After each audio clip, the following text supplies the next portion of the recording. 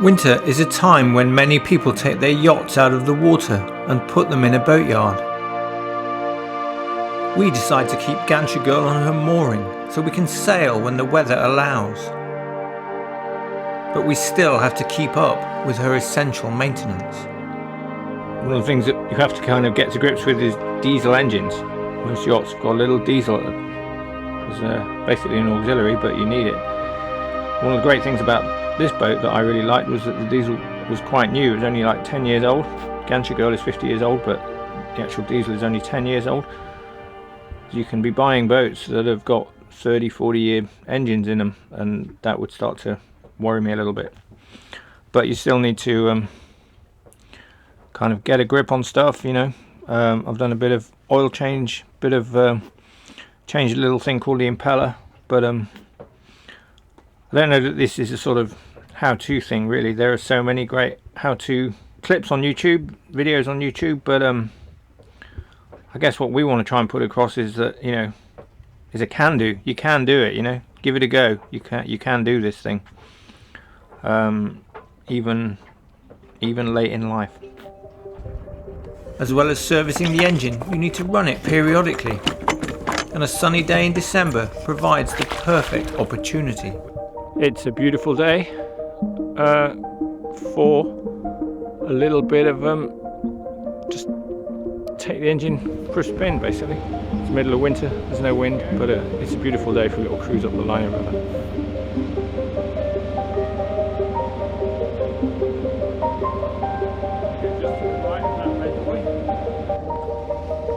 I'm navigating the narrow channel with Navionics on my phone, so it's quite hard to film at the same time.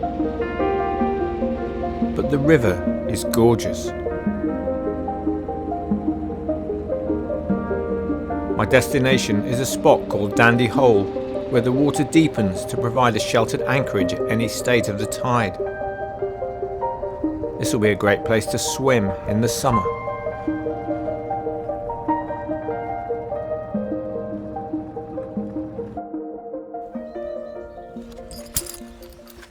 So one of the things with getting a boat, a fairly old boat, is you've got to look after the canvas bits, the sort of sail covers, spray hoods and stuff.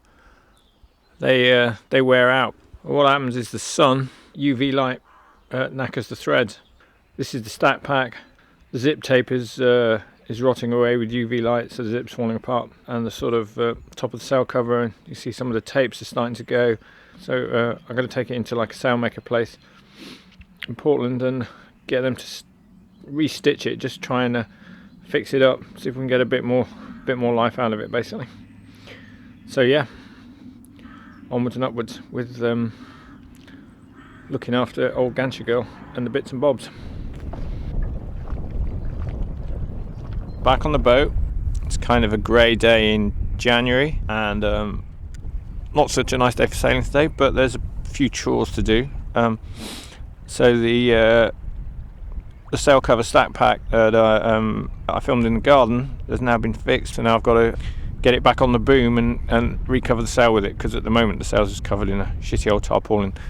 And I guess that's one of the things about all this start sailing at 60 business. It's not just about sailing, which is quite a complicated thing and it's stuff in its, you know, in its own way. There's also the whole added world of boat ownership, which is another kettle of fish. But so what I'm trying to show is that you don't have to be rich. You know, A, you can be old and start, but B, you don't have to be rich. You know, we bought this boat pretty cheaply.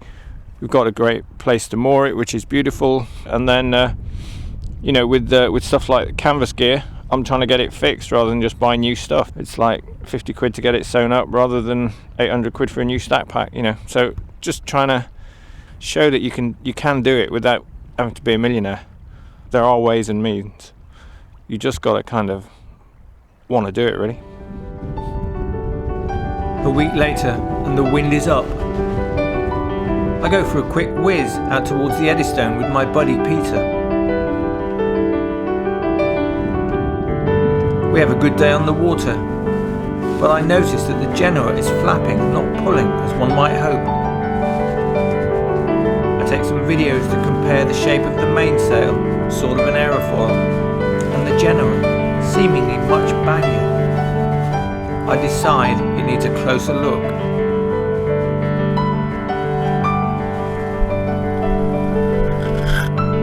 A few days later, I have the sail down. I'm going to take it to a sailmaker who can give me a proper appraisal. It's just a lot to do when owning a boat and sailing, but hey, it's all part of the challenge, all part of the learning curve.